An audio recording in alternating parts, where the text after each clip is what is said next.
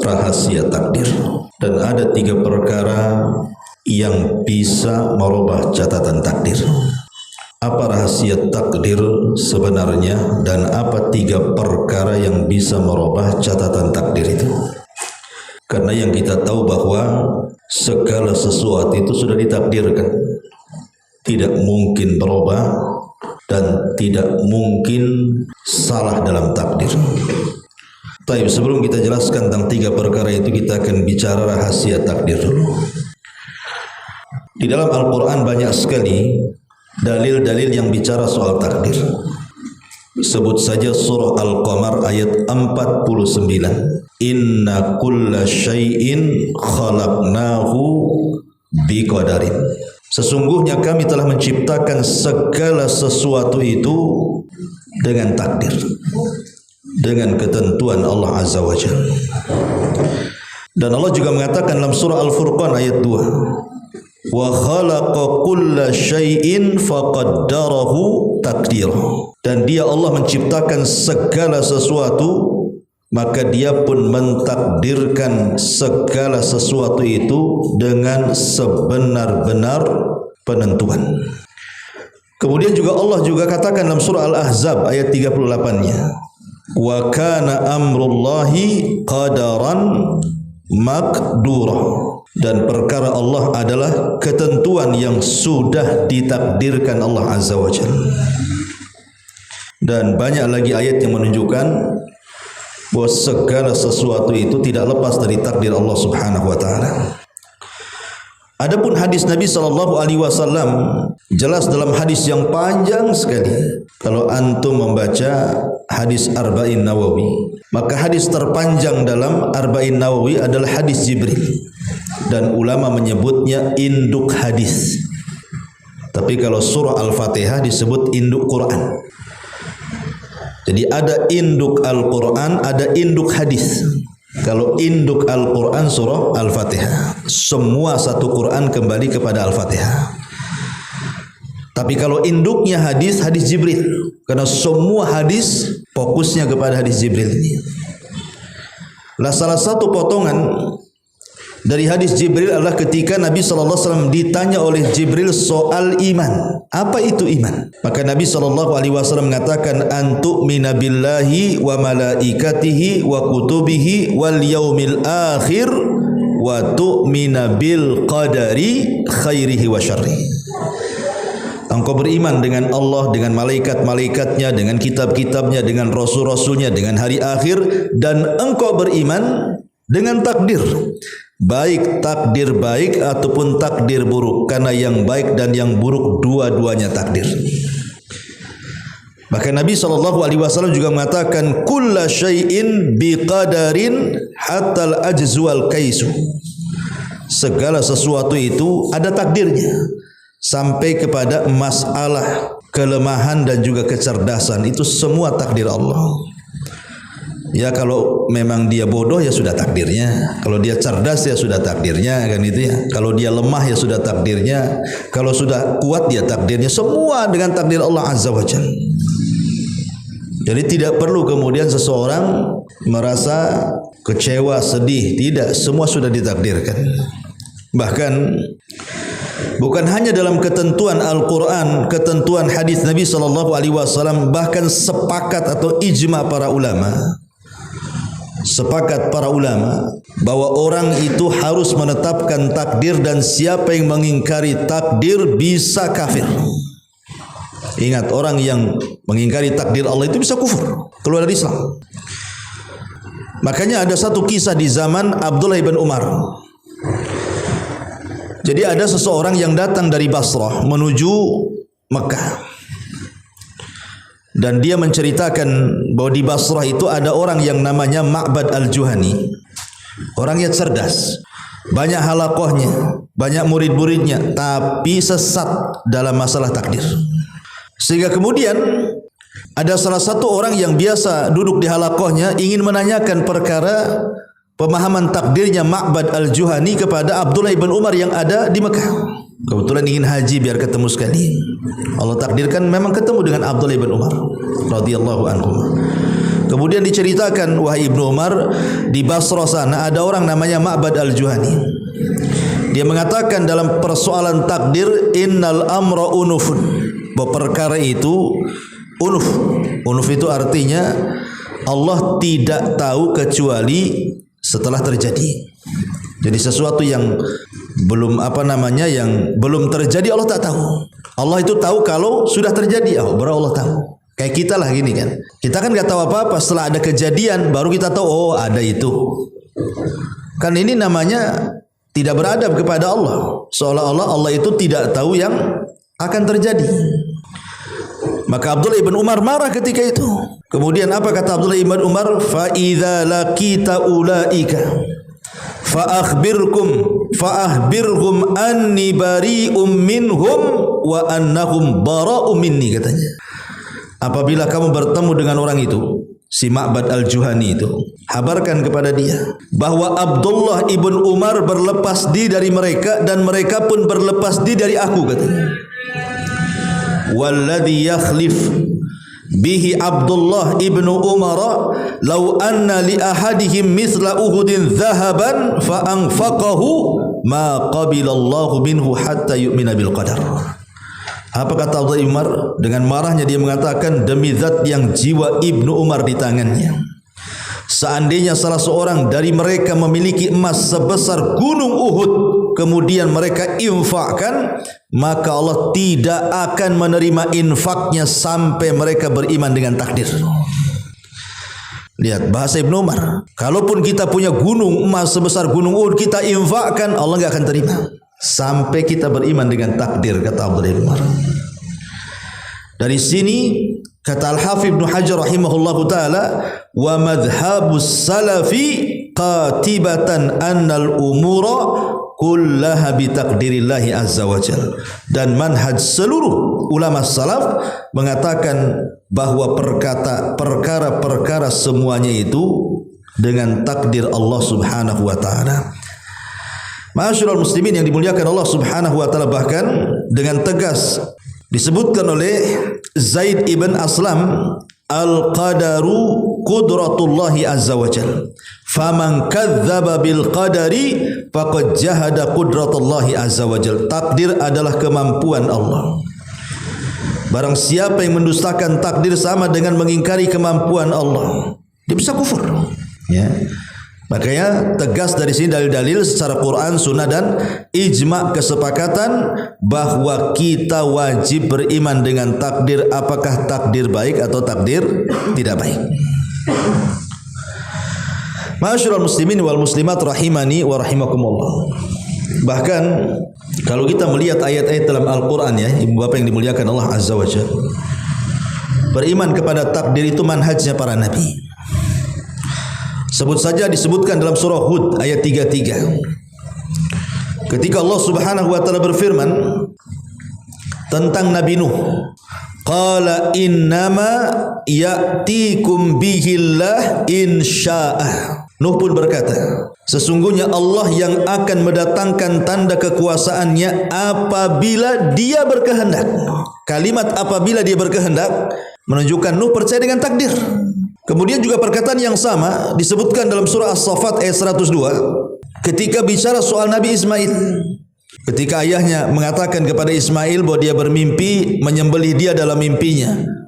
Kemudian Ibrahim mengatakan, bagaimana pandanganmu? Apa kata Ismail? Qala ya abatif al-ma tu'mar satajiduni insyaallahu minas sabirin. Wahai ayahku, lakukan saja apa yang diperintahkan Allah dan engkau akan mendapati diriku insya Allah. Di sini syahidnya, kalau Allah berkehendak. Ini kalimat kalau berkehendak ini artinya bicara takdir. Kalau Allah mentakdirkan, gitu bahasanya. Tapi kalau Allah berkehendak, maka engkau akan dapatkan aku termasuk hamba Allah yang sabar. Nabi Ismail mengajarkan kepada kita beriman dengan takdir. Kemudian juga disebutkan dalam surah Al-A'raf ketika Allah bicara soal Nabi Musa. Qala rabbi in syi'ta ahlaktahum min qablu wa iyyai. Musa berkata, wahai Rabbku, seandainya engkau menghendaki, niscaya engkau telah menghancurkan mereka dan diriku sebelum ini. Lihat kalimat Musa, jika engkau berkehendak, artinya dikembalikan kepada takdir. Ya. Dan banyak lagi bicara soal bagaimana beriman kepada takdir itu manhajnya semua para nabi dan rasul, termasuk nabi kita Muhammad sallallahu alaihi wasallam. Ma'asyiral muslimin wal muslimat rahimani wa rahimakumullah. Saya akan berikan gambaran sedikit bahwa saya, Anda, ibu-ibu atau siapapun yang mendengar kajian ini, kita belum dikatakan beriman kepada takdir kecuali harus beriman dengan 4 perkara.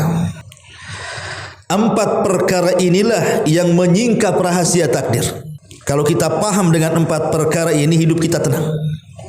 Tapi kalau belum paham 4 perkara ini, maka hidup kita akan susah. Hidup kita akan rungsep, hidup kita akan stres, hidup kita akan banyak kegundahan, sedih dan begitu seterusnya.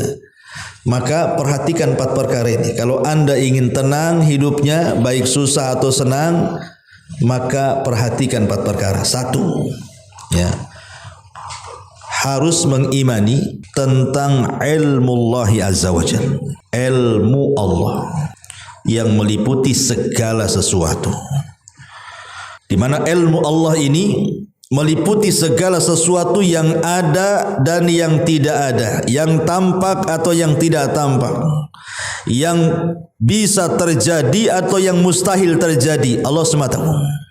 Allah semua tahu, yang ada atau yang tidak ada, yang tampak atau yang tidak tampak, yang tersembunyi atau yang terang, yang terjadi atau yang tidak mungkin terjadi. Semua Allah tahu.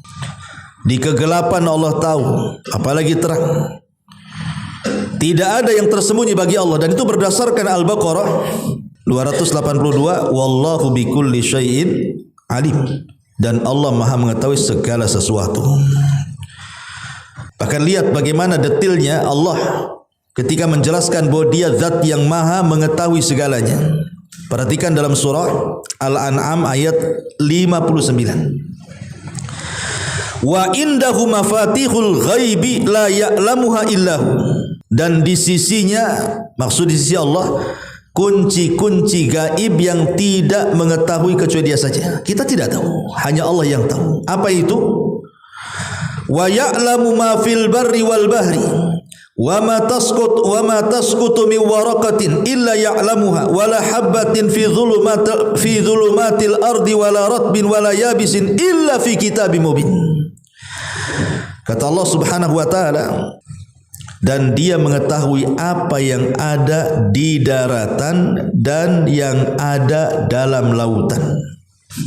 Lihat, siapa yang tahu isi lautan seperti apa? Kecuali Allah. Daratan aja yang nampak di mata kita, kita tidak tahu semuanya. Karena pandangan kita itu kan terbatas, sampai di mana pandangan kita itu. Sementara daratan itu seluas-luasnya seperti itu. Tapi Allah semua tahu isi daratan apa, isi lautan apa. Kemudian juga wa ma tasqutu min waraqatin illa ya'lamuha. Dan tidaklah jatuh sebuah daun kecuali Allah mengetahuinya. Bayangkan, dedaunan itu kan di mana-mana ya kan. Hampir semua pohon ada daunnya, baik daunnya besar ataupun kecil, baik jatuh di siang hari atau di malam hari, semua Allah tahu. Kitanya punya tanaman jatuh daunnya kita tak tahu. Ya. Kemudian wala habbatin fi dhulumatil ardi. Bahkan kata beliau, dan tidak ada satu biji dari kegelapan bumi, wala ratbin wala yabisin, tidak yang basah, tidak yang kering, illa fi kitabim mubin, kecuali semua sudah ada catatannya, semua ada pengetahuannya di sisi Allah Azza wa Jalla. Jadi intinya tidak ada yang tersembunyi di alam semesta ini kecuali Allah tahu. Dari sini kita tahu bahwa tidak ada masalah dalam hidup kita yang Allah tidak tahu.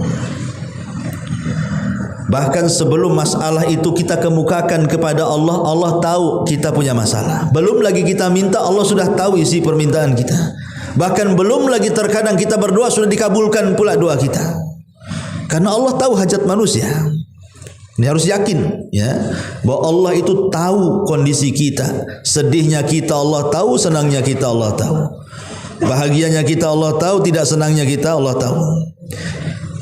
Ma'asyiral muslimin wal muslimat rahimani wa rahimakumullah. Ini yang pertama.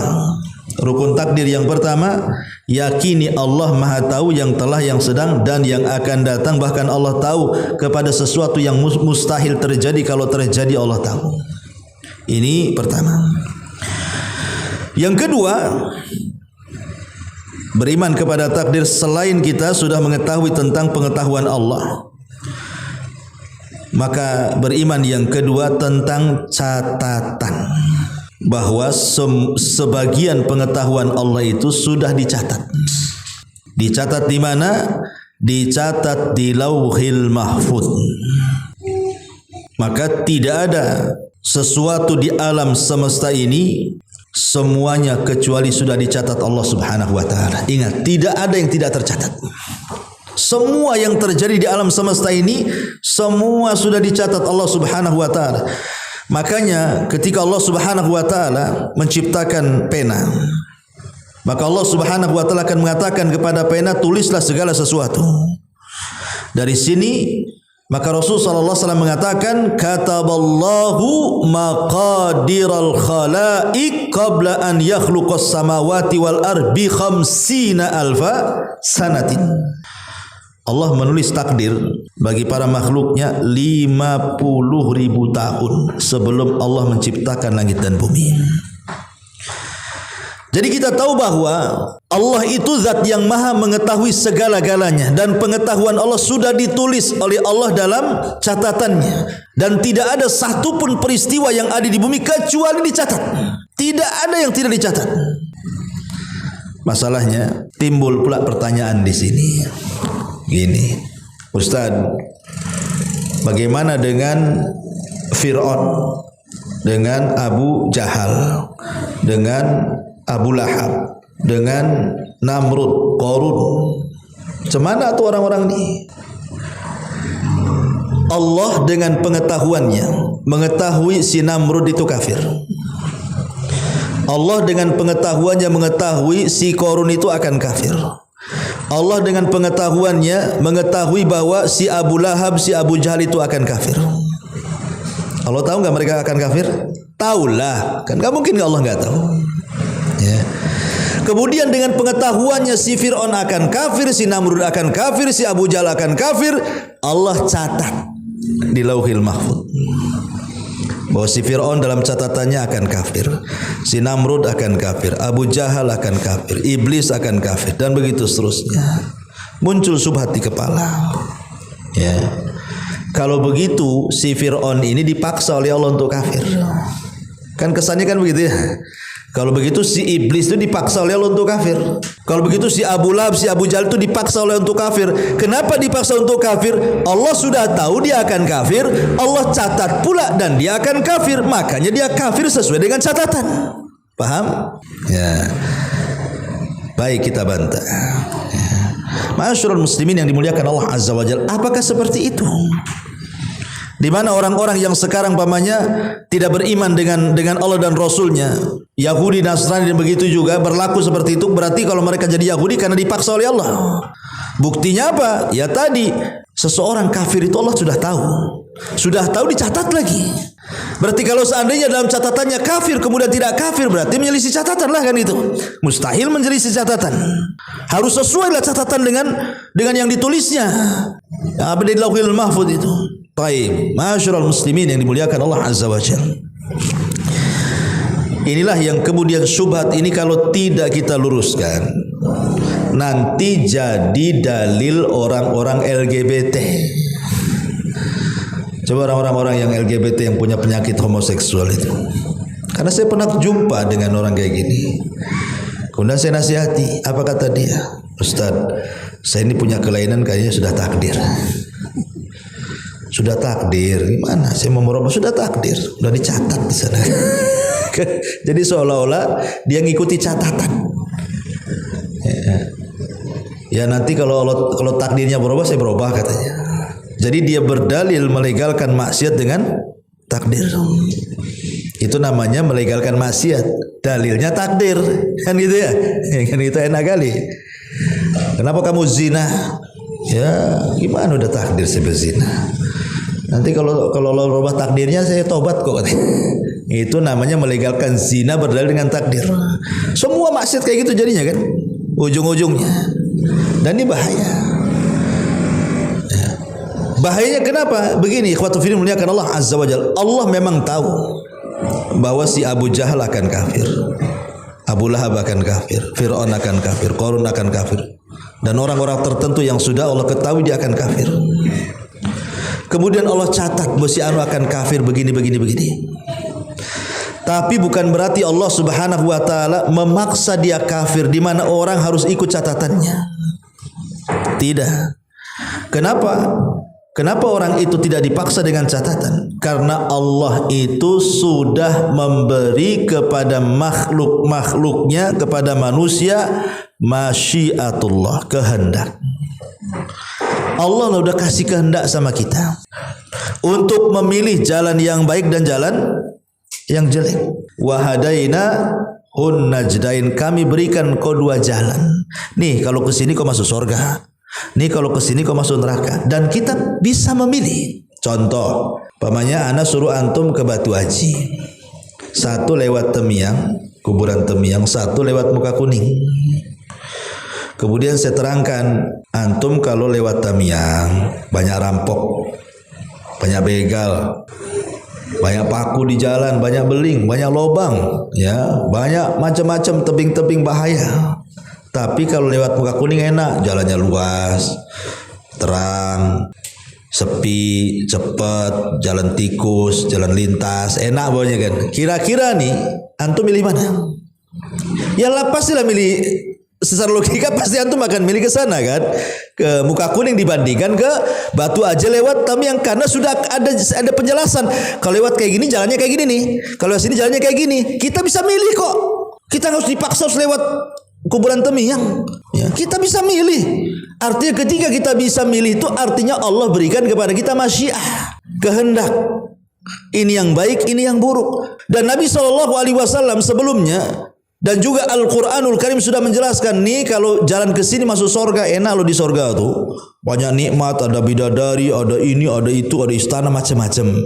Nih kalau kau masuk neraka, ini neraka api semua. No. Logika harusnya kalau kita ingin selamat pasti cari surga kan? Udah jelas ceritanya. Kenapa kalau di dunia kita memilih yang enak? Kayak tadi saya cerita jalan, kenapa yang sudah jelas-jelas surga malah ditinggalkan milih pula neraka?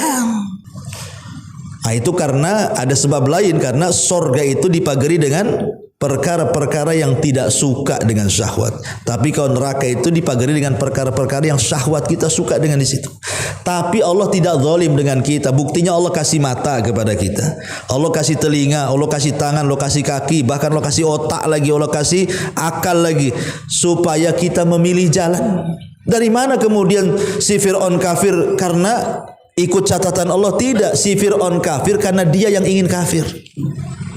Buktinya apa? Diutus Nabi Musa tapi tak mau beriman, berarti dia yang mau kafir, bukan karena ngikut catatan. Ya. Kenapa si Abu Jahal kafir? Apa memang dipaksa oleh Allah kafir? Tidak. Kemauan kafirnya Abu Jahal itu karena dia yang ingin kafir, bukan karena Allah yang mencatat dia kafir jadi kafir. Ya. Kenapa? Karena diutus Nabi. Tapi dia tak mau. Padahal dia tahu kebenaran Nabi, dia memilih jalan kekufuran, ya sudah dicatat dia kafir. Nah, ini harus dipahami ya. Gimana? Apa muter-muter omong aja? Muter-muter kemana? Ya adalah pahami aja lah ya. Nah, intinya bahwa maratibut takdir itu yang nomor 2 adalah segala sesuatu sudah dicatat. Ya. Kemudian yang ketiga di antara maratibut, dan catatan itu sendiri ya. Ini sedikit ya, catatan sendiri. Catatan itu terbagi menjadi beberapa macam. Jadi ketika Allah mencatat takdir segala sesuatu yang akan terjadi dalam semesta ini, itu catatan Allah itu macam-macam. Pertama, catatan mutlak. Itu semua ada di Lauhil Mahfuz. Ya, jadi Allah sudah mencatat segala sesuatu ada Lauhil Mahfuz. Dan ingat, catatan yang di Lauhil Mahfuz tidak mungkin berubah. Catatan yang di Lauhil Mahfuz tidak mungkin berubah, dan tidak ada yang tahu isinya kecuali Allah Subhanahu wa taala dan kolam yang mencatatnya. Malaikat tidak tahu isi lauhil mahfud kayak apa. Apalagi kita, apalagi jin, tidak ada yang tahu. Malaikat aja tidak tahu isinya apa. Ya. Kecuali memang yang diberitahu oleh Allah Subhanahu wa taala saja. Malaikat itu tugasnya hanya menjaga lauhil mahfud saja. Ini yang pertama. Yang kedua, ada namanya catatan yang disebut dengan takdir umri. Takdir umri, takdir umur. Dan takdir umur ini ada dua jenis. Pertama, dicatat saat kita berada di alam ruh, sebagaimana surah sebenarnya Allah mengatakan dalam Al-Qur'an, wa idz akhadha rabbuka min bani adam min dhuhurihim dzurriyyatahum wa ashhadahum ala anfusihim alastu bi rabbikum qalu bala syahidna an taqulu yaumal qiyamah inna kunna an hadza ghafilin. Dan ingatlah ketika Tuhan mengeluarkan dari sulbi, tulang belakang anak cucu Adam keturunan mereka, dan Allah mengambil kesaksian terhadap roh mereka seraya berfirman, bukankah aku Tuhanmu? Mereka menjawab, betul engkau Tuhan kami.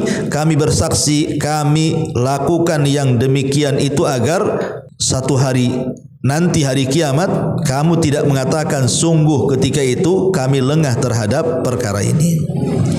Artinya di alam ruh sudah ada catatannya kita. Kemudian yang kedua di alam janin. Jadi Allah mencatat di alam ruh dan di alam janin. Di alam janin masyhurlah hadis masih dalam Arba'in Nawawi ketika Rasul menceritakan tentang proses penciptaan manusia dalam rahim ibu. 40 hari segumpal mani, kemudian 40 kedua menjadi segumpal darah, kemudian 40 ketiga baru menjadi segumpal daging dan jadilah manusia, dan genaplah 4 bulan. Baru disitulah ditiupkan ruh. Ya, kemudian ditanya apa, dicatat satu rizkinya tuh dicatat nih.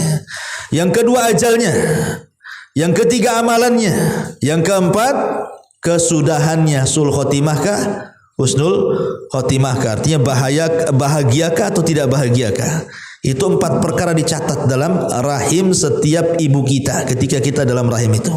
Ajal, kemudian rizki, kemudian amal, dan kesudahan kita, bahagia atau celaka. Ya. Kemudian yang ketiga ada namanya takdir hauli, takdir tahunan. Dicatat juga, yaitu takdir khusus kejadian selama 1 tahun saja dicatat, dan itu di malam Lailatul Qadar. Jadi setahun itu yang akan datang dicatat. Itu namanya takdir hauli, namanya takdir tahunan. Jadi selama 1 tahun ditentukan di malam Lailatul Qadar berdasarkan surah Ad-Dukhan ayat 3 sampai 4, fiha yufraqu kullu amrin hakim. Sungguh kami sesungguhnya kami telah turunkan Al-Qur'an, fiha di dalamnya yufraqu kullu amrin hakim, akan dipisahkan seluruh perkara-perkara takdir yang kokoh. Kemudian yang terakhir ada namanya catatan yaumi, harian, dan itu berdasarkan firman Allah Azza wa Jal di dalam surah Ar-Rahman 29, kulla yaumin huwa fi sya'an, setiap hari Allah dalam sebuah urusan. Ya, mematikan, menghidupkan, melahirkan, menghancurkan, dan begitu seterusnya. Setiap hari Allah itu sibuk terhadap makhluknya. Ini disebut catatan ya. Kemudian yang ketiga, setelah Allah tahu atas segala sesuatu, kemudian pengetahuan Allah dicatat di Lauhil Mahfud. Kemudian yang ketiga, masyiatullahi azza wa jal, atau dengan kata lain kita beriman dengan kehendak Allah. Jadi yang dimaksud kehendak di sini maksudnya apa? Apa yang Allah kehendaki pasti terjadi. Apa yang Allah tidak kehendaki tidak mungkin terjadi. Nah, ini.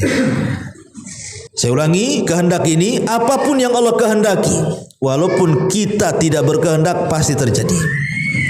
Apapun yang Allah tidak kehendaki, kita berkehendak tidak mungkin terjadi. Dari sini kita harus paham, kalau orang paham dengan masyiatullah, tenang hidup kita, ikhwan. Tenang. Antum ditakuti orang nih, datang orang, awas ya besok saya bunuh kamu. Tapi antum percaya dengan takdir. Kalau memang sudah dicatat dan Allah berkehendak, pasti besok kita akan mati. Dibunuh atau tidak dibunuh, besok pasti mati. Tenang jadinya kan. Kenapa? Semua diserahkan kepada Allah. Satu Batam dukun-dukun datang kepada antum, besok saya sihir kau. Ya silahkan sihir saja. Pas sudah besok tak ada pun kejadian. Kenapa? Karena sihir tidak mungkin menimpa kita kecuali sudah dicatat di Lauhil Mahfuz. Kalau memang Allah takdirkan tidak dicatat, satu dunia tukang sihir menyihir kita nggak akan bisa menyakiti kita. Makanya Nabi SAW mengatakan, kalau seandainya semua manusia berkumpul ala an yadurruka bisyai'in, untuk memberikan madarat dengan sesuatu, lam yadurruka illa bisyai'in qad katabahu Allahu lak, maka madarat itu tidak akan sampai sesuai dengan apa yang sudah dicatat saja. Nggak akan sampai satu dunia mau menyakiti kita, nggak akan sampai kalau Allah tidak berkehendak. Tapi sebaliknya, kalau Allah berkehendak nggak ada yang nyakiti saja, kita bisa mati, kita bisa sakit, kita bisa susah, kan itu ya. Maka ini menjadi tenang hidup kita ini kalau kita yakin dengan kehendak Allah Subhanahu wa taala. Masyurul muslimat yang muslimin wal muslimat rahimani wa rahimakum. Dan ini berdasarkan beberapa ayat. Pertama surah Yasin 8, 2 Allah mengatakan innama amruhu idza arada syai'an an yaqula lahu kun fayakun. Sesungguhnya perkara Allah pasti apabila menginginkan sesuatu maka dia tinggal katakan jadi, maka jadilah. Dan Allah juga mengatakan dalam surah Yunus 99, walau syaa rabbuk la amana man fil ardi kulluhum jami'an. Seandainya Rabbmu menghendaki, niscaya akan beriman seluruh yang ada di bumi ini. Kalau Allah berkehendak. Tapi kan Allah tidak berkehendak, makanya tidak beriman semuanya. Jadi semua dikembalikan kepada kehendak Allah. Qulillahumma malikal mulki tu'til mulka man tasha wa tanzi'ul mulka mimman tasha wa tu'izzu man tasha wa tudhillu man tasha biyadikal khair, kata Allah. Ya Allah yang memiliki kerajaan, engkau memberi kekuasaan kepada sesiapa yang kau kehendaki, mencabut kekuasaan pun dari sesiapa yang kau kehendaki, memuliakan siapapun sesuai dengan yang engkau kehendaki, menghinakan siapapun sesuai yang kau kehendaki. Semua kehendak Allah. Kalau ini yang ditanamkan dalam bab takdir, tenang kita ini. Semua sudah kehendak Allah. Kita kaya, alhamdulillah sudah dicatat. Tiba-tiba besok bangkrut, alhamdulillah sudah dicatat juga. Kita sehat, alhamdulillah sudah dicatat. Besok pula sakit, alhamdulillah semua sudah dicatat. Tenang hidup kita ini. Sehingga Allah mengatakan, kenapa kalau kita kemudian yakin dengan takdir Allah, salah satunya kehendak Allah itu, supaya kalau kita dapat nikmat tidak terlalu bahagia, kalau kita mendapatkan musibah tidak terlalu sedih, karena dua-duanya sudah dicatat. Selesai. Ya. Ini yang ketiga. Yang keempat, al-khalqu.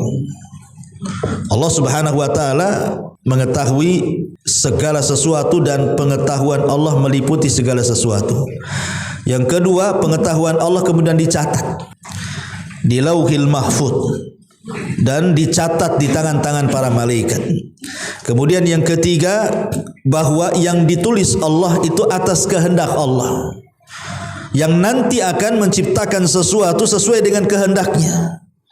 Maka yang keempat, penciptaan Allah terhadap segala sesuatu yang didahului dengan pengetahuan, catatan, kehendak, baru Allah ciptakan. Jadi ketika Allah menciptakan, sesuai dengan pengetahuannya, sesuai dengan catatannya, sesuai dengan kehendaknya, Allah buatlah itu benda itu. Makanya di sini maksudnya adalah, jadi ketika Allah Subhanahu wa taala menciptakan segala sesuatu yang ada di langit maupun yang ada di bumi itu, maka Allah itu bukan hanya sekedar menciptakan sifat-sifatnya, tapi juga menciptakan amal-amalannya. Contoh, Allah menciptakan pelaku dan Allah juga menciptakan amalan yang akan dilakukan pelaku. Allah menciptakan orang yang beriman dan Allah menciptakan keimanannya. Allah menciptakan orang kafir dan Allah juga menciptakan kekafirannya. Allah menciptakan orang taat dan Allah juga yang menciptakan ketaatannya. Termasuk Allah menciptakan orang yang maksiat dan Allah ciptakan pula kemaksiatannya. Allah menciptakan setiap yang bergerak dan Allah juga yang menciptakan gerakannya. Allah juga yang menciptakan orang diam dan Allah juga yang menciptakan diamnya. Jadi antara sifat dan amalan itu semua Allah ciptakan. Ini yang dimaksud kita meyakini bahwa Allah itu pencipta. Yang didahulunya pengetahuan, kemudian catatan, kemudian kehendak, baru kemudian Allah ciptakan. Dan Allah menciptakan segalanya. Jangan seperti orang-orang Majusi ataupun mungkin turunannya dalam Islam itu seperti orang-orang siapa? Qadariyah. Mereka mengatakan Allah ciptakan kita betul, tapi yang menciptakan perbuatan kita itu kita sendiri katanya. Padahal kita katakan bahwa Allah menciptakan pelaku dan amalan pelaku. Tapi orang-orang Majusi tidak, dia menciptakan pelakunya saja, tapi amalan pelaku itu yang menciptakan. Bisa dipahami ya? Contoh nih, mereka mengatakan begini, karena kalau kita katakan bahwa perbuatan kita juga Allah yang ciptakan, mustahil kata mereka. Kenapa? Karena perbuatan kita itu tidak semua baik. Ada juga yang tidak baik. Kalau yang baik bisalah kita nisbatkan kepada Allah katanya. Lah kalau jelek, tak mungkinlah kita nisbatkan kepada Allah. Nah, akhirnya mereka mengingkari bahwa perbuatan itu tidak diciptakan Allah. Allah hanya menciptakan pelakunya saja. Allah menciptakan kita, tapi perbuatan yang kita lakukan itu kita yang buat, bukan Allah katanya. Maka kita katakan Allah menciptakan kita dan perbuatan kita. Allah menciptakan yang baik dan yang buruk. Wa tu'mina bil qadari khairihi wa syarrihi, kata Rasul. Allah menciptakan Allah mentakdirkan takdir itu baik yang baik ataupun yang tidak baik. Wa nablukum bisyarri wal khairi fitnah. Kami berikan ujian kepada kalian dengan yang buruk dengan yang baik. Artinya yang baik dan yang buruk itu Allah yang ciptakan. Bedanya kalau Allah ciptakan yang baik, Allah suruh kita berbuat baik. Tapi kalau Allah ciptakan keburukan, Allah menyuruh kita meninggalkannya. Tapi dua-duanya tetap Allah yang ciptakan. Bisa dipahami ya? Ya. Baik, masyarul muslimin yang dimuliakan Allah Azza wa Jalla. Mana dalilnya? Surah As-Saffat ayat 96, Allah mengatakan wallahu khalaqakum wa ma ta'malun. Dan Allah yang menciptakan kalian dan apa yang kalian kerjakan. Maknanya Allah menciptakan kita dan perbuatan kita juga. Allahu khaliqu kulli syai'in, dalam surah Az-Zumar 62-nya, Allah yang menciptakan segala sesuatu. Dan Rasul mengatakan innallaha khaliqa kulli sani'in wa sun'atihi. Sesungguhnya Allah dialah yang menciptakan setiap pelaku dan apa yang dilakukan pelaku. Hadis ini keluarkan Imam Hakim dalam Mustadraknya dan disahihkan oleh Syekh Nasiruddin Al-Albani rahimahullahu taala. Baik, berarti sampai di sini kita sudah tahu rahasia takdir. Ya, itu namanya maratibut takdir ya. Bahwa kita tahu Allah itu mengetahui segala sesuatu dan ilmunya meliputi segala sesuatu. Kemudian sebagian pengetahuannya, tidak semua, dicatat di Lauhil Mahfuz. Semua dicatat di Lauhil Mahfuz. Semua yang akan terjadi sudah dicatat. Dan catatan itu baik di Lauhil Mahfuz atau di catatan malaikat. Kemudian Allah mencatat itu atas kehendaknya. Allah berkehendak. Kalau Allah mau, terjadi yang sudah dicatat. Kalau Allah tak mau, tidak akan terjadi. Jadi saat Allah menciptakan, ciptaan Allah itu berdasarkan pengetahuan Allah, berdasarkan catatan Allah, berdasarkan kehendak Allah. Jadilah benda itu. Nah, itu namanya menciptakan. Nah, itu namanya rahasia takdir di sini. Tetapi ma'asyiral muslimin yang dimuliakan Allah Azza wa Jalla, yang harus dipahami juga, ketika kita beriman dengan takdir, itu pun kita tidak boleh melepaskan apa yang disebut dengan tawakal dan akhdhu bil asbab. Ini penting. Kita masuk lebih dalam lagi. Kalau antum ibu-ibu beriman dengan takdir, maka jangan lepaskan dua kata, tawakal dan akhdhu bil asbab. Selain kita pasrahkan kepada takdir, kepada Allah yang sudah mentakdirkan kita, yang kedua cari sebab juga. Jangan terfokus bersandar kepada takdir tapi meninggalkan sebab. Ini bahaya. Contoh mudah nih. Ustaz, mungkin seminggu ini saya tak makan. Kenapa? Kan sudah dicatat kalau nggak mati nggak akan mati. Coba antum buat kayak gitu. Kira-kira mati nggak seminggu nggak makan? Gitu kan? Itu orang bodoh namanya. Ya. Kan kalau memang Allah gak takdirkan mati, gak mati. Ya coba aja lah kan gitu. Gak makan seminggu jangan minum. Pasti mati itu. Kenapa? Karena beriman dengan takdir tidak cukup. Tawakal itu harus mengambil sebab. Harus ada sebab. Ya, takdir itu harus sebab. Saya nggak mau kerja lah, nggak mau kerja mungkin dalam 10 tahun 20 tahun. Kenapa? Nanti 10 tahun lagi kalau takdirkan kaya pasti kaya, saya kata. Kaya nggak tuh? Ya nggak kaya. Yang ada jadi gembel jalan-jalan. Harus mengambil sebab kerja baru kaya. Ya. Jadi tawakal aja tidak cukup, menyerahkan kepada takdirnya nggak cukup, harus mengambil sebab. Saya nggak mau kawin, tapi saya pengen punya anak. Punya anak nggak tuh? Nggak punya anak, yang ada ya anak kucing mungkin lah diambil dia. Tapi dia tidak punya anak, harus kawin lah. Ambil sebab kawin. Nah, itu namanya ambil sebab tuh. Nah, baru lurus iman kepada takdirnya kalau kayak gini nih. Ya, jadi bukan hanya sekedar tawakal dengan takdir, tapi akhdhu bil asbab, mengambil sebabnya tidak ada. Tapi tidak boleh juga dibalik. Nggak boleh kita balik. Fokus mengambil sebab, tawakal pula tak ada, nggak yakin dengan takdir. Ya, ini juga salah. Sebab yang menentukan segala sesuatunya Allah Subhanahu wa taala. Kalau kita hanya berpasrah kepada sebab saja tanpa tidak yakin kepada Allah Subhanahu wa taala, ini pun keliru. Orang ini bisa melakukan kesyirikan nantinya. Makanya dua perkara tidak bisa lewat dalam masalah takdir ini. Menyandarkan kepada takdir, yang kedua akhdhu bil asbab. Contoh dalilnya surah Al-Jumu'ah ayat 10. Fa idza qudiyatis salatu fantashiru fil ardi wabtagu min fadlillahi wadhkurullaha katsiran la'allakum tuflihun. Kemudian apabila sudah selesai solat Jumat, maka hendaklah kalian menyebar di permukaan bumi, carilah karunia Allah. Kita sudah masuk ke masjid nih, doa, minta rezeki, minta ini, minta itu. Apa kemudian tidur aja di masjid, nunggu hujan uang? Nggak mungkin. Kata Allah, cari wabtagu fil ardi, suruh keluar nyari. Ya, bukan di masjid aja, suruh keluar. Habis dari masjid, tawakalnya keluar, ambil sebabnya, gitu maksudnya. Kemudian juga Allah mengatakan, Rasul SAW mengatakan dalam hadis yang ma'ruf ya, lau annakum tatawakkaluna 'ala Allahi haqqa tawakkuli la ruziktum kama yurzaqut tayr taghdu himasan wa taruhu bitana. Seandainya kalian benar-benar bertakwa kepada Allah, niscaya kalian akan diberi rizki sebagaimana burung diberi rizki. Pagi-pagi mereka pergi dalam keadaan lapar dan pulang pula sudah kenyang dan bisa memberi makan anak-anaknya.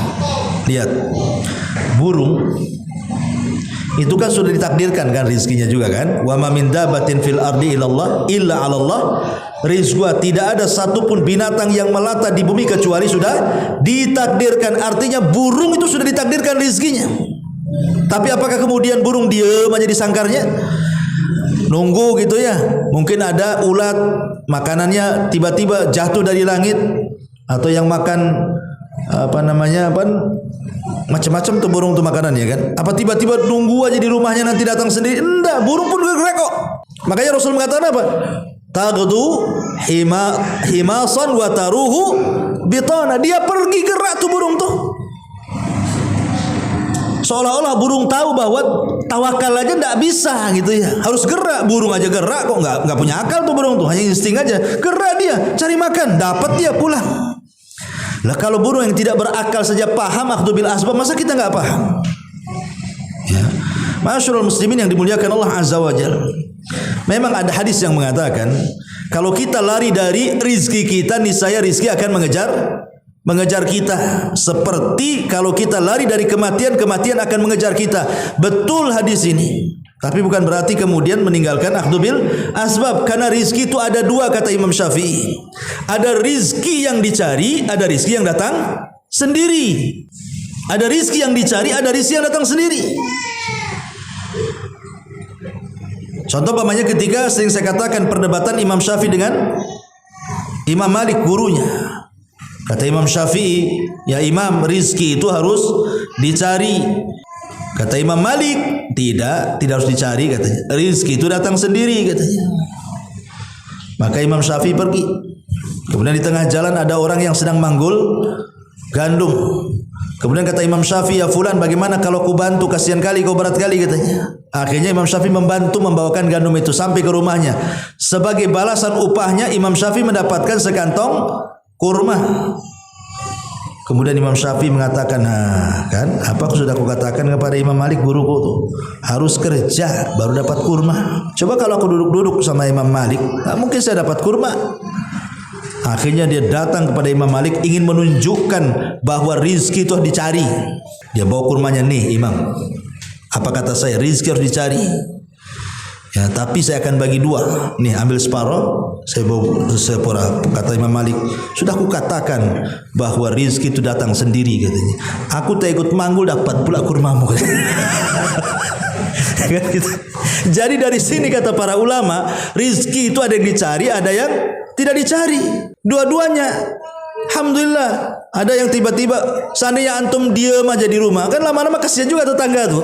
Ngasih juga kan gitu. Ah, itu datang sendiri tuh.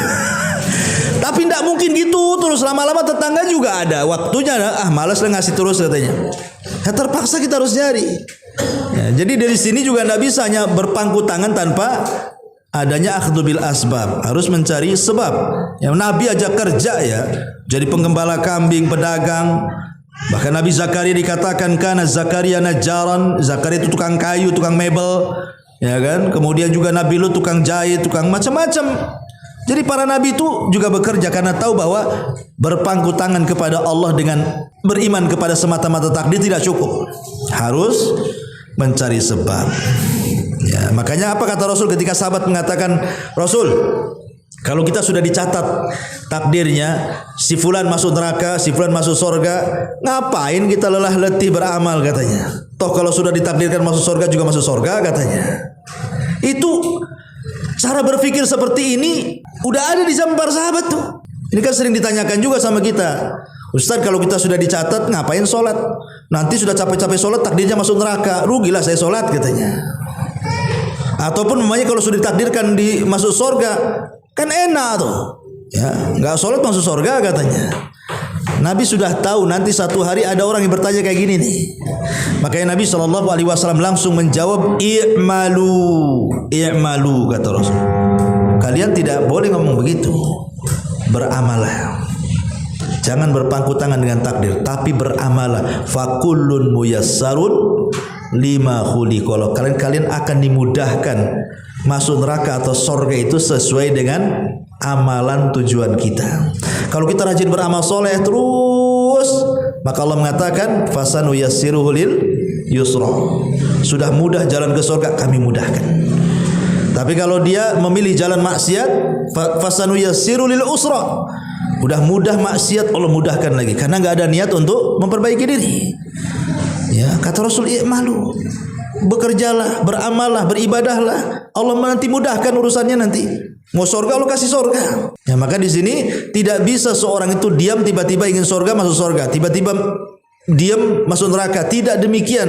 Jadi ada proses namanya akhdhu bil asbab, mencari sebab. Ya, ma'asyiral muslimin wal muslimat rahimani wa rahimakumullah. Taib. Dan kiaskanlah ke semua permasalahan. Ya, karena contoh mamanya permasalahan-permasalahan yang kita hadapi di dunia, seperti kematian, itu kan sudah takdir.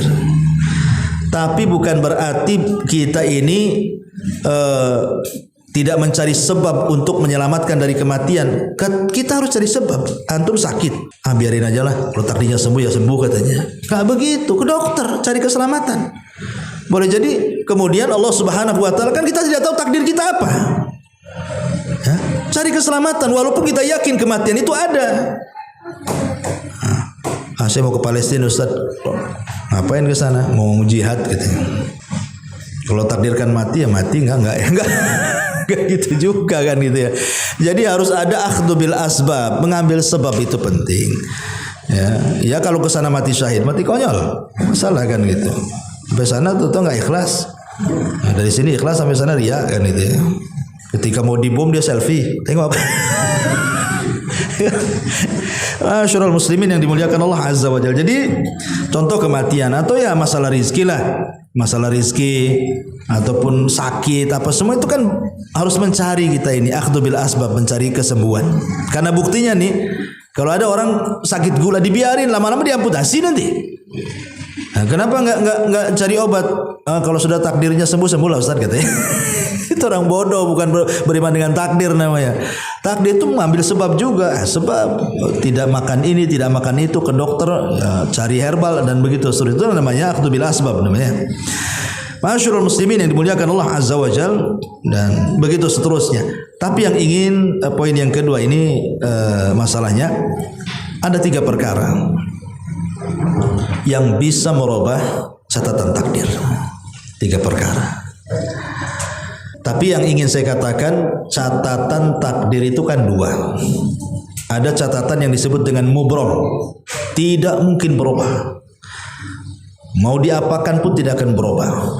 Itu yang disebut dengan catatan yang di Lauhil Mahfuz, nggak akan berubah. Disebut mubrom namanya. Udah jelas, pasti. Ya. Kemudian yang kedua, catatan yang fi yadil malaika, catatan yang di tangan para malaikat. Contohnya tadi, ketika kita berada di perut ibu kita, malaikat kan datang tuh. Kemudian malaikat mencatat rizki kita, malaikat mencatat ajal kita, malaikat mencatat bahagia kita, celaka kita, malaikat juga mencatat amalan kita. Inilah yang dimaksud pembahasan terakhir ini, yang bisa berubah bukan yang di Lauhil Mahfuz, tetapi yang di catatan para malaikat. Apa saja 3 amalan yang bisa merubah catatan malaikat ini? Padahal malaikat sudah nyatat ketika antum di bayi itu, rizki antum mulai dari lahir sampai mati sekian. Ya. Amalan antum dari lahir sampai mati sekian. Ajal antum dari lahir sampai mati sekian. Bahagia celakanya dari lahir sampai mati sekian. Udah dicatat. Sudah dicatat. Tapi ada 3 perkara yang bisa merubah catatan itu. Apa saja? 1 yang bisa merubah catatan itu. Yang pertama, doa. Disebutkan dalam hadis, kata Nabi SAW, la yaruddul qada illa du'a. La yaruddul qada illa du'a. Dalam riwayat, la yaruddul qadar illa du'a. Tidak akan dapat menolak keputusan Allah ataupun takdir Allah kecuali doa. Doa bisa merubah ketentuan Allah, takdir Allah. Ini yang pertama. Yang kedua nanti kita jelaskan. Yang bisa merubah catatan malaikat ataupun takdir Allah Subhanahu wa taala yang dicatat malaikat itu. Yang kedua, silaturahim. Silaturahim. Kata Nabi SAW, la yazidu fil umri illa silah, wa la yazidu fil umri illa silah. Dan tidak ada yang bisa menambah umur kecuali seseorang menghubungkan tali kekerabatan. Dan dalam hadis yang lain, man arada an yunsa'alahu fi rizkihi wa man arada an yunsa'alahu fi athar fi rizkihi. Gimana hadis itu? Man arada, barang siapa yang gimana? Man arada an yubsata, afwan. Man arada an yubsata lahu fi rizkihi wa an yunsa'alahu fi atharihi falyasil rahimahu. Barang siapa yang ingin diluaskan rizkinya, ditambahkan umurnya, maka banyak-banyaknya silaturahim. Nah, di sini jelaskan, kalau harta kita ingin tambah, umur kita ingin tambah, banyak silaturahim. Ini yang kedua. Dan yang ketiga, albirru, banyak melakukan kebaikan kepada manusia. Kata Nabi SAW, la yazidu fil umri illal bir. Tidak ada yang bisa merubah umur seseorang kecuali albir. Albir di sini ya kebaikan, bersedekah dengan orang, menolong orang. Ada orang kesusahan kita tolong. Ya, ada orang sakit kita tolong, kita sembuhkan. Ada orang kelaparan kita tolong, kita kasih makan. Pokoknya suka nolong orang. Itu disebut albir. Karena Nabi SAW mengatakan sana'iul ma'ruf taqi masari asu wa sadaqatus sir tudfi'u ghadabar. Perbuatan-perbuatan baik akan melindungi kita dari berbagai keburukan, dan sedekah yang dilakukan sembunyi-sembunyi akan menghindarkan dari siksa Allah Azza wa Jalla. Ini 3 perkara. Pertama doa, yang kedua silaturahim, yang ketiga berbuat baik kepada manusia. Inilah 3 perkara yang bisa merubah catatan. Baik, kita akan uraikan. Yang pertama doa. Ma'asyiral muslimin wal muslimat rahimani wa rahimakumullah. Di dalam hadis yang dikeluarkan Imam Hakim dan dihasankan oleh Albani dalam kitabnya Sahih Al-Jami', kata Aisyah radhiyallahu anha, Nabi SAW bersabda, la yughni hadar minal qadar wa du'a'u yanfa' mimma nazal wa mimma lam yanzil wa innal bala la yanzil fayatalaqahu du'a'u faya'talijani ila yaumil qiyamah. Kata Aisyah radhiyallahu anha, Rasul bersabda, sikap menjauh dari sebuah takdir tidak mencegah dengan takdir lain. Sifat menjauh dari takdir tidak akan mencegah dari takdir yang lainnya. Umpamanya kasus di zaman Bani Israel, orang-orang yang terkena penyakit taun kan mati semua tuh. 70.000 orang Bani Israel mati kena taun. Yang selamat mereka turun kemudian ke lembah supaya jangan terkena wabah. Rupanya sampai di lembah dihadang malaikat maut, mati juga.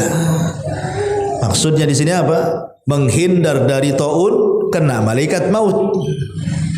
Menghindar dari takdir, jatuh ke takdir yang lainnya. Jadi percuma menghindar dari takdir karena ada takdir lain masalahnya. Tidak mati dengan taun, mati dengan yang lain. Sama-sama matinya kan? Ya, maka menghindar dari takdir itu tidak bisa menghalangi takdir. Itu maksudnya. Dan doa yanfa'u mimma nazal wa mimma la yanzil. Dan doa itu sangat bermanfaat dari apa yang telah terjadi atau yang belum terjadi. Doa itu manfaat. Baik sebelum terjadi yang kita minta atau setelah terjadi kemudian kita minta. Manfaat doa ini. Syahidnya di sini, wa innal bala, dan sesungguhnya al bala. Bala itu ujian. La yanzilu, akan turun. Dan sesungguhnya bala benar-benar akan turun.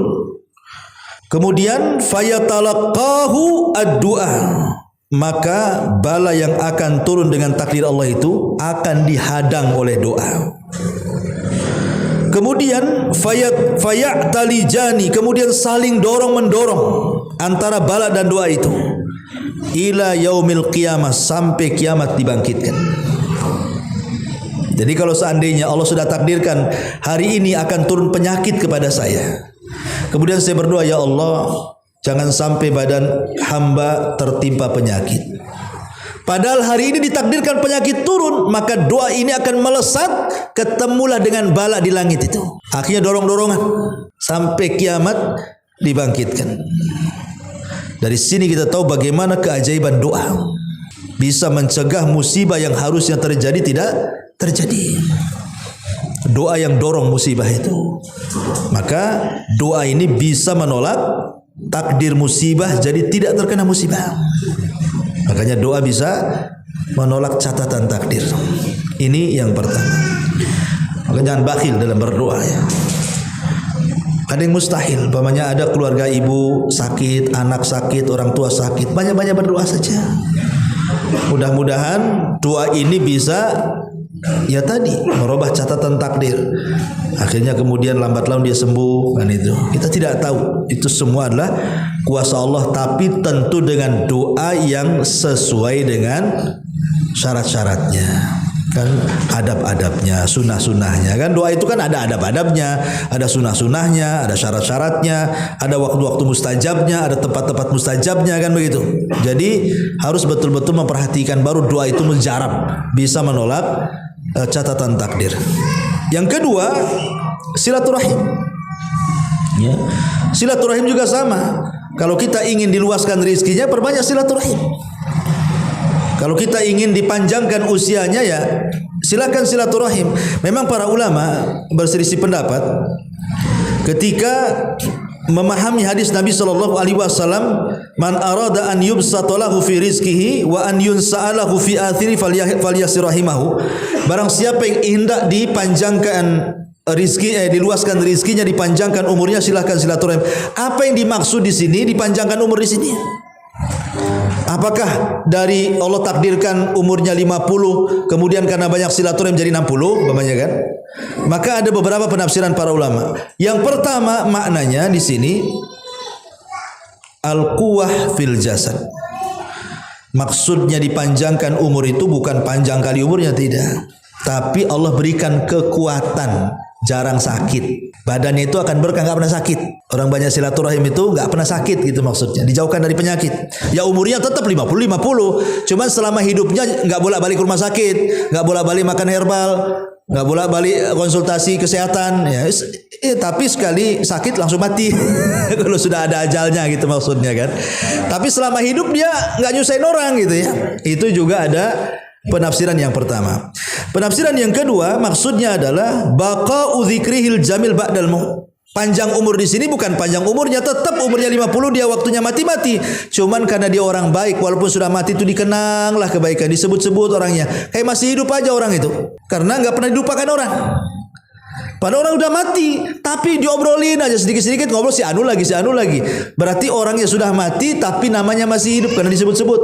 Nah, itu yang dimaksud juga panjang umur juga. Ini penafsiran yang kedua. Penafsiran yang ketiga, dan ini yang banyak dikuatkan para ulama, maksudnya yuktabu umruhu muqayyadan bisyartin an yuqal in wasala rahimahu falahu wa illa fakadha fatakunu ziyadatu fil umri ziyadatan hakikiyatan. Kata Imam Nawawi dalam Syarah Muslim, dia mengatakan maksudnya ditambah umurnya, ya betul-betul ditambah. Kalau dia jarang silaturahim, sekian. Kalau dia sering silaturahim, sekian. Gitu ya. Memang betul-betul secara hakikat bertambah umurnya. Dalam catatan malaikat, Anda usianya 40 tahun, tapi karena banyak silaturahim, tambah lagi 10 tahun, jadi 50 tahun. Dalam catatan malaikat 50 tahun, banyak silaturahim, akhirnya ditambah lagi 60 tahun, dan begitu seterusnya. Itu, dan ini kata Ibnu Taimiyah rahimahullah ta'ala, dan juga Imam Al-Hulaimi dan yang lainnya mengatakan inilah pendapat yang kuat, bahwa maksudnya bertambah umur dia bertambah umur secara hakikat. Berarti bisa merubah takdir di catatan para malaikat. Malaikat sudah menentukan 50, tapi karena banyak silaturahim akhirnya dirubah jadi 60, gitu maksudnya. Taib, ya. Ini yang kedua. Dan yang ketiga adalah memperbanyak melakukan kebaikan. Kata Nabi sallallahu alaihi wasallam, dawau mardakum bis sadaqah. Obatilah orang sakit kalian dengan sedekah. Obatilah orang sakit kalian dengan sedekah. Apa hubungan sedekah dengan orang sakit? Kan enggak bersentuhan dengan badan. Dan kalau antum minum pil, kan langsung bersentuhan dengan badan tuh. Minum herbal, minum jamu, ke dokter, disuntik, dioperasi, kan langsung untuk bersentuhan. Sedekah ini enggak bersentuhan langsung dengan kita. Orangnya di kampung, kita sedekahnya di sini. Ya. Kenapa kemudian sedekah bisa menyembuhkan orang sakit di kampung? Itulah namanya merubah takdir, merubah catatan tadi. Ya, jadi kalau sakit parah di kampung, karena kita sebagai anak yang bersedekah diniatkan untuk kesembuhan ibu kita, akhirnya catatan yang tadinya mati nggak mati, gitu ya. Yang tadinya parah akhirnya diringankan. Ya, yang tadinya harus ke rumah sakit tanpa harus ke rumah sakit, dan begitu seterusnya. Nah, tetapi kata para ulama, bukan berarti kemudian setiap sedekah itu menyembuhkan orang sakit, tidak. Harus ada syarat-syaratnya. Kapan sedekah itu bisa menjadi penyembuh? Satu, ketika sedekahnya dari harta yang baik. Kalau harta haram tidak bisa. Hartanya harus harta baik, betul-betul memang harta yang antum kira mana yang paling halal, mana yang paling baik. Nggak sembarang harta, harus betul-betul ini kayaknya uang saya ini hasil kerja keras saya nih, insya Allah halal. Ini yang paling baik, ini yang pernah saya dalam hidup saya dapati. Harus yang itu yang dikeluarkan. Nggak boleh ada campur subhat apalagi haram. Yang kedua, harus ada niat, keikhlasan kepada Allah. Betul-betul sedekahnya itu mencari redha Allah, bukan untuk kesembuhan dulu, redha dulu yang diminta. Ya. Kemudian yang ketiga, menjauhkan perkara-perkara yang bisa membatalkan sedekah. Jangan riya. Kalau riya percuma sedekahnya, nggak bisa menyembuhkan. Jangan adza dan man. Adza itu menyakiti orang yang kita sedekahi atau ngungkit-ngungkit sedekah yang kita sudah sedekahi, gak akan menyembuhkan. Ya, jauhi riya, jangan ngungkit-ngungkit, jangan sakiti orang yang kita sedekahi. Nanti gak berkhasiat sedekahnya. Kemudian juga yang keempat, an yukhfiha. Berusaha sedekahnya itu tidak ada yang tahu kecuali kita dengan Allah. Sedekatus sir namanya. Sedekah diam-diam. Karena sedekah diam-diam itu bisa mencegah kemurkaan Allah. Jadi sedekahnya itu betul-betul tidak ada yang tahu kecuali dia dengan Allah. Awalnya gitu Ustaz, tidak ada yang tahu kecuali dengan Allah. Tapi seminggu setelahnya saya share sedekahnya. Sama aja orang jadi tahu kan itu. Bukan waktu sedekah, tetap tidak boleh yang tahu, pokoknya cukup Allah yang tahu. Ya. Ini juga yang keempat. Yang kelima juga disebutkan tepat sasaran. Harus betul-betul sedekahnya tepat sasaran. Jadi kita keliling mana orang yang miskin, fakir, oh itu di sana ada orang miskin loh, ke sana tengok ibadahnya, oh bagus, sholatnya bagus, oh mantep lah ibadahnya, miskin, bantu. Miskin mabok, nggak usah sedekah sama miskin mabok tuh. Ya, miskin sholat bantu. Nah, jadi betul-betul sasarannya tepat gitu ya. Baru terakhir niat sedekah untuk kesembuhan. Jadi niat sedekah untuk kesembuhan itu terakhir itu. Setelah yang pertama, kedua, ketiga, keempat sampai kelima kita lakukan, baru yang terakhir diniatkan untuk kesembuhan. Insya Allah kata para ulama ini sudah mujarrab, sudah teruji. Karena di antara perkara yang bisa menolak takdir dan merubah catatan para malaikat itu adalah dengan cara albir. Kata Nabi SAW, la yazidu fil umri illa albir. Tidak ada yang bisa menambah umur kecuali albir, berbuat baik kepada manusia, salah satunya dengan cara bersedekah.